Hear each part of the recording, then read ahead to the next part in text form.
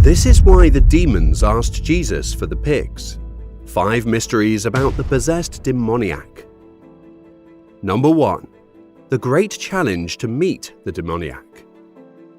In Mark 4:35, Jesus told his disciples that they needed to go to the other side of a body of water.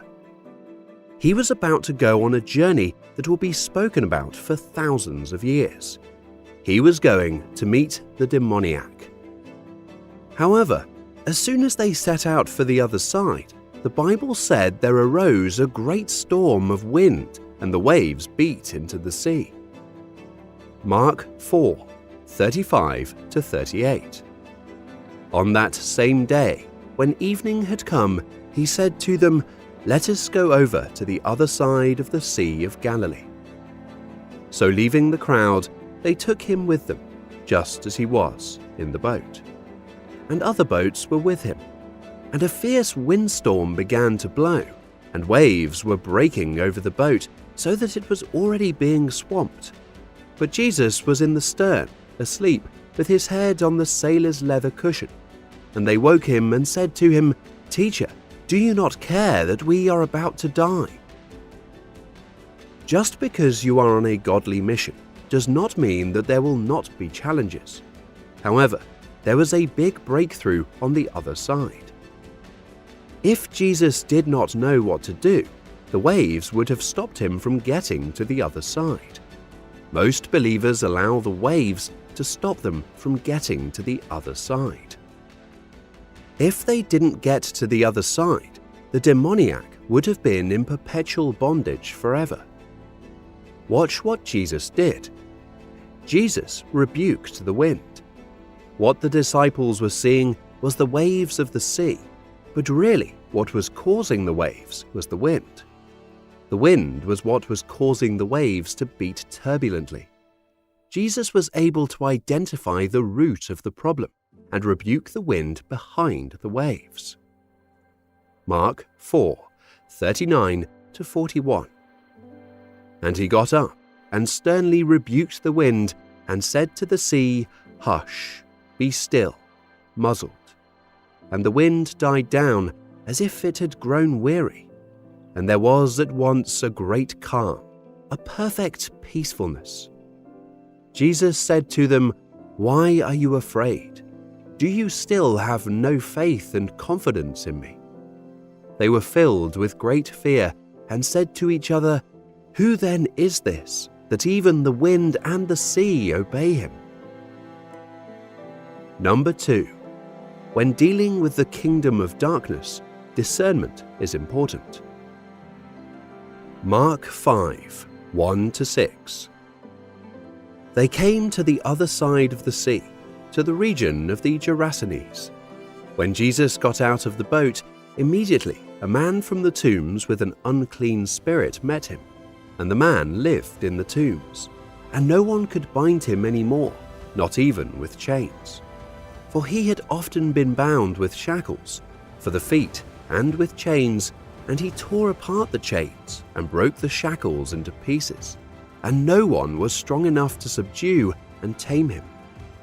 Night and day he was constantly screaming and shrieking among the tombs and on the mountains, and cutting himself with sharp stones. Seeing Jesus from a distance, he ran up and bowed down before him in homage. Jesus knew that multitudes of demons plagued the madman of Gadara. However, when the man began speaking with Jesus, he began to speak with Jesus in the singular person of I. Mark 5:7-9. And screaming with a loud voice, he said, "What business do we have in common with each other, Jesus, Son of the Most High God? I implore you, by God, swear to me, do not torment me." For Jesus had been saying to him, "Come out of the man, you unclean spirit." He was asking him, "What is your name?" And he replied, "My name is Legion, for we are many." And he asked him, "What is thy name?" Which question Christ put, not for his own sake, for he was not clueless of his name, nor of the number of the unclean spirits which were in the man, but that it might be known what a pitiful condition this man was in, being plagued and vexed with such an enormous group of devils. At this point, the chief demon in charge of all the demons confessed, saying, "My name is Legion, for we are many." A legion of demons was equal to 6,000 demons after the order of the Roman army. Some make a legion to consist of 6,666, and others make it much more significant, even 12,500. You can contrast it with the demon in Matthew 12, 43-45. Matthew 12, 43-45. Now when the unclean spirit has gone out of a man, it roams through waterless, dry, arid places in search of rest, but it does not find it. Then it says, "I will return to my house from which I came." And when it arrives, it finds the place unoccupied, swept, and put in order. Then it goes and brings with it 7 other spirits more wicked than itself, and they go in and make their home there. And the last condition of that man becomes worse than the first. So will it also be with this wicked generation. The man in this above passage had only 7 other demons with him, and the demon in the demoniac was chief demon among 6,000. Number 3. There are an innumerable company of devils assigned to cause havoc to humanity. The Bible makes us understand that an innumerable company of angels is available to believers to execute different tasks on their behalf. As there is an innumerable company of holy angels to encamp about the saints and do them all the service they can, as appointed to, so there is undoubtedly a numerous company of devils, who do all the hurt they can, or are permitted to do, unto the sons of men. Hence they are expressed by words, which signify number as well as power, as principalities and powers, the rulers of the darkness of this world, spiritual wickedness in high places, the power or posse of the air, the angels of Satan, the angels that sinned and left their habitations. Hebrews 6:12. So that you will not be spiritually sluggish, but will instead be imitators of those who through faith lean on God with absolute trust and confidence in Him and in His power, and by patient endurance, even when suffering, are now inheriting the promises. Jude 6. And angels who did not keep their own designated place of power, but abandoned their proper dwelling place, these He has kept in eternal chains under the thick gloom of utter darkness for the judgment of the great day. As also that they are in a body and the form of an army, with a general at the head of them, the prince of devils and king of the bottomless pit, there are whole squadrons and regiments of them, even legions. What a mercy it is for the saints that, besides 12 legions of good angels and more, which are ready to assist and protect them, they have God on their side, and therefore it signifies not who is against them, and they have Christ with them, who has spoiled principalities and powers, and greater is the Holy Spirit that is in them than he that is in the world. Matthew 26:53-56. Do you think that I cannot appeal to my Father, and he will immediately provide me with more than 12 legions of angels? How then will the scriptures be fulfilled, that it must happen this way? At that moment, Jesus said to the crowds, Have you come out with swords and clubs to arrest me, as you would against a robber? Day after day, I used to sit in the porches and courts of the temple teaching, and you did not arrest me. But all this has taken place so that the scriptures of the prophets would be fulfilled. Then all the disciples deserted him and fled. As 12 legions of angels were on standby to assist and protect Jesus from being crucified, they are also on standby to protect and preserve any believer. Number 4. Demons are location-specific and need bodies to survive. The demons begged Jesus not to leave the locality. Casting them out of that locality meant torment for them because they couldn't function outside that locality. That's why they requested to be sent to the nearby swine in the exact location. Mark 5:10-14. And he began begging him repeatedly not to send them out of the region. Now there was a large herd of pigs grazing there on the mountain, and the demons begged him, saying, "Send us to the pigs, so that we may go into them." Jesus gave them permission, and the unclean spirits came out of the man and entered the pigs. The herd, numbering about 2,000, rushed down the steep bank into the sea, and they were drowned, one after the other, in the sea. The herdsmen, tending the pigs, ran away and reported it in the city and in the country, and the people came to see what had happened. Demons would instead go into the pigs than roam without a body. They are spiritual viruses, and most things in the physical have parallels in the spirit.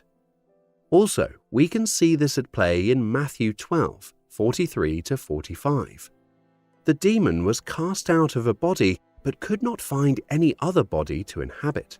So the demon has to go out to find 7 other demons more wicked than himself, so that they could force their way back into that body.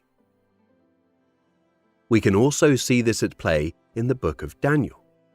Location specificity is key in the kingdom of darkness, as we are told of a prince of Persia and also a prince of Greece.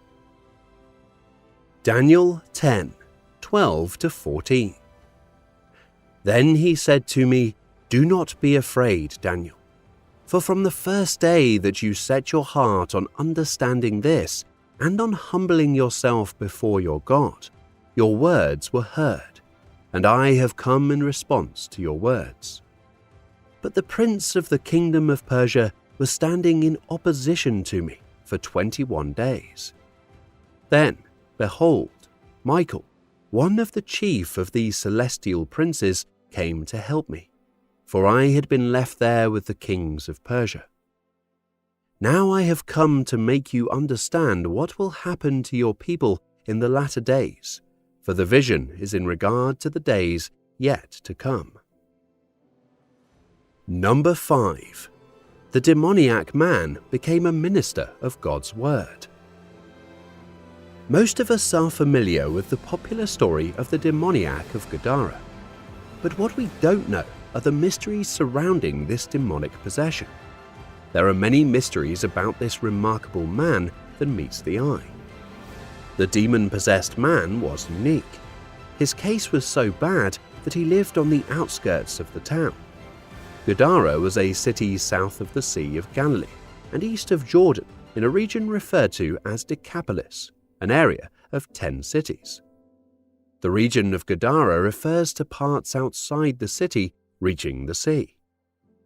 The madman of Gadara lived in tombs or caves. The Bible also tells us that no one could chain him down. They tried to bind him several times with different fetters and chains, but he would break them off like a piece of flax. In other words, the devil had blocked this man from fulfilling anything called purpose or being useful on earth. Thank God Jesus located him. If Jesus did not locate him, he wouldn't have been able to become the great evangelist that God ordained him to be, who would eventually preach to 10 cities, Decapolis. Number 6. Demons seek destruction. And he besought him much. The devil at the head of this legion, who had the rest under his command, he entreated Jesus with great earnestness. This shows the authority Christ has over the devils and their subjugation to him. They are obliged to quit their former possession when he gives orders. Even though the man they were in could not be bound and held with iron chains and fetters due to the incredible strength they put forth in him, these themselves are bound and held in chains and cannot move without Christ's permission. And though they are such proud spirits, they are very willing to humble themselves and ask a favor even of him whom they truly hate. The devils are unwearied in making mischief. They cannot rest unless they are about it. If they are not permitted to touch the lives of men or ruin their souls, it is some satisfaction to them to be allowed to hurt.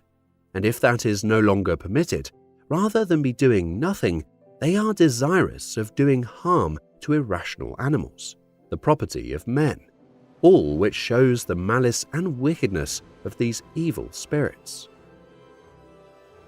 They were about 2,000, a very large herd, but there were devils enough in that one man to possess all these and run them into the sea.